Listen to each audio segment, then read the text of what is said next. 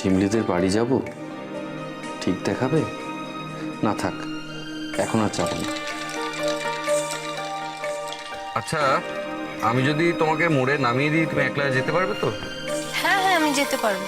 Good, কারণ আমার একটা কাজ আছে। ও আচ্ছা।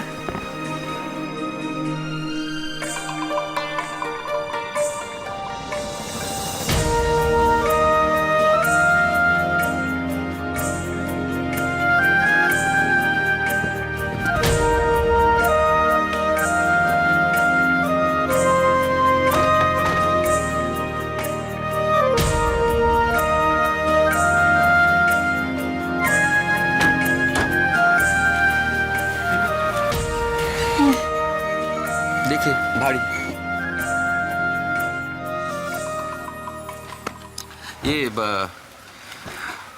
যে নাম্বারটা থেকে ফোন এলো, ওটা আমার নাম্বার। ও, ওটা আপনার নাম্বার? আচ্ছা। আর আমি বলছিলাম যে নাম্বারটা সেভ করে রাখো, মানে ইন কেস কোনো problem, just give me a call.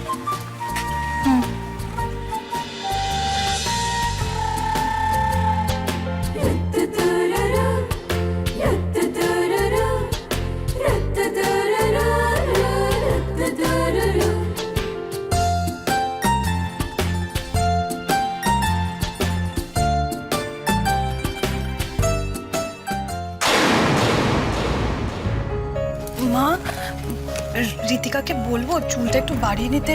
ঠাম্মি এমন। অমৃতা, তোমারও কি মাথাটা গেছে? হ্যাঁ, আচ্ছা তুমি তোমার ঠাম্মিকে চেনো না? জানো তো উনি এরকম বলেন। দেখো, উনি মুখে যাই বলুন না কেন, মানুষটা কিন্তু খুব সাদাসিধে, জানো তো, মনে কিচ্ছু নেই। আসলে একটু পুরোনো দিনের মানুষ তো, তাই একটু পুরোনো আদব কায়দা এগুলো সব পছন্দ করেন।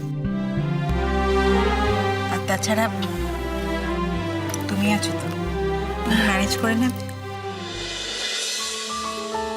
ও দিদি, বলছি একটা কথা বলি, ওই ঋতিকা কি বিয়ের পরও ওই কাজকর্ম করবে নাকি?